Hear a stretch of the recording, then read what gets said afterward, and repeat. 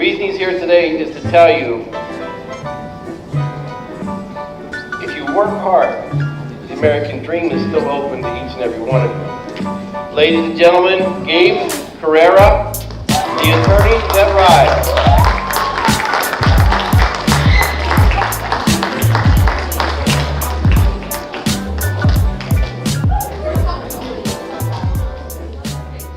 Man, I'm conformed to this little microphone. Can y'all hear me good? Can y'all hear me better? Yeah. How you doing? My name's Gabe Carrera, and I'm an attorney. That and $5 will get you a good Starbucks. Let me tell you a little bit about myself real quick.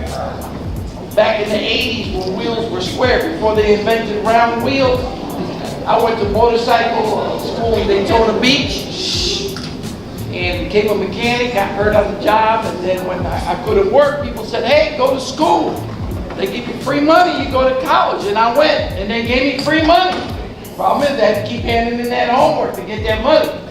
So before you know it, I became a lawyer, cleaned up my fingernails, no more grease underneath it, and I started working cases. People get hurt in a car accident, people get hurt on motorcycle, they get damages, I go in and I sue, and I get a money, and I get a third.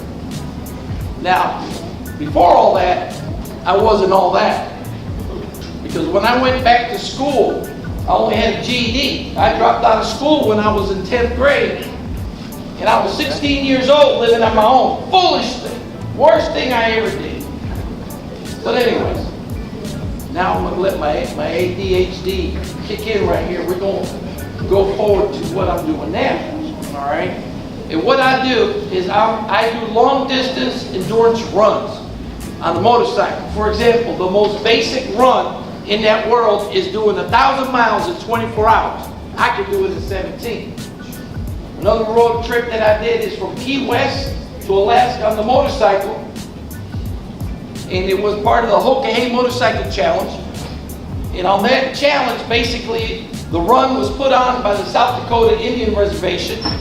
And basically, they gave us a piece of paper, said you have to go down this road, take a left, go down 5 miles, take a right, left, right, so you get to the first checkpoint, then they give you the second set. No GPS, no electronic devices. You gotta sleep next to your motorcycle, whether it's raining or not. You can't be 500 feet away from your motorcycle. Because back in the day, the Indian warrior, when he rode his horse, he had to sleep next to his bike. And we would ride about 700 miles a day for like 10 days until we got up there. When I got up there, I kept going, you know, when we checked in, and I said, wow, I did the run of a lifetime. And I met this guy that was in a James Bond movie. He was riding with me. We went up to the top. It's up the Ice Truckers Road. I don't know if you see the TV shows, the Ice Truckers Road. Yes, yeah. So I went up that road up to Prudhoe Bay, the most northern road in the United States. I said, I did the ride of a lifetime. What's next? And the one fella, he was the stunt driver for the James Bond movie for about 4 or 5 years. He said, man, what you need to do is you need to go down to Tierra del Fuego. I go, what's that? He said, it's the last habitable city in South America. It's called Ushuaia. I never heard of it. And it took me a year to spell it right. Ushuaia. It's 900 miles from Antarctica. It's like the Key West to South America. And I started doing research, and that pinged in me because I like these challenges. I take challenges and I like to tackle it and succeed and do it right. And it just kept pinging. And driving down from Alaska, coming back down to Florida, I kept thinking about that. And when I did research, I said, wow, nobody ever did it on Harley Davidson because the roads are messed up. There's some dirt roads down there. It's really bad. It gets cold. But I said, I'm going to do it on the Harley Davidson because nobody ever did it. I'm going to be the first one to do it. And I flew my bike in 2015. After we raised a bunch of money for Joe DiMaggio's Children's Hospital, we raised $50,000 for Joe DiMaggio's Children's Hospital. Flew my bike to Santiago, Chile, drove it all the way down. I looked it on the map, I go 2,500 miles.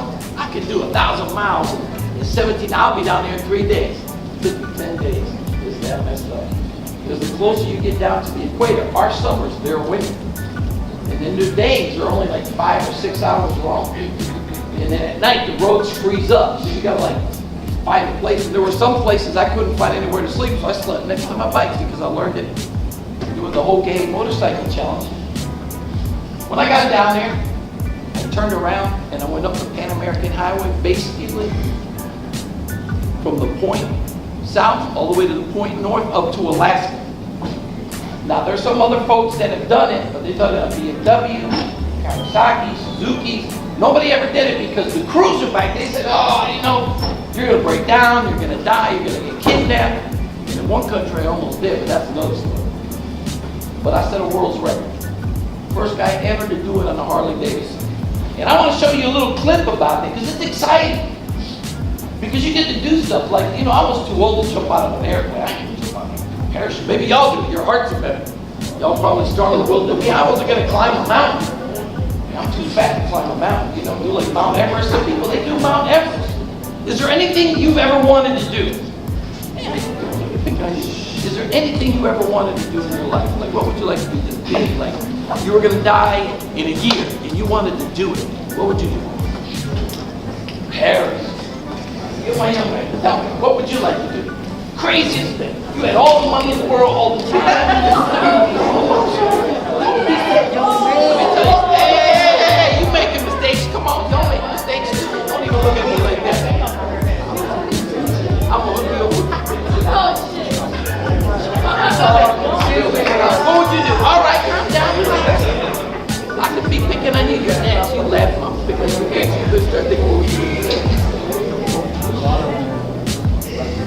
Airplane. Anybody ever do bungee jumping? Bungee jumping? Anybody ever want to go to Antarctica and do some scientific testing or anything down there?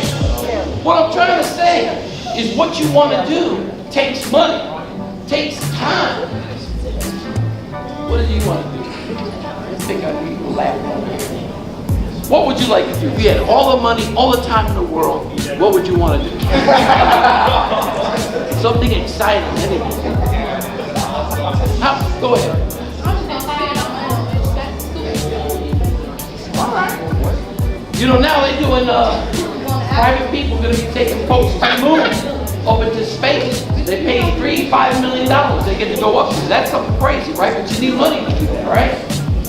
Well, I'm going to show you what I do. Who do you call, ladies? Just call Gabe.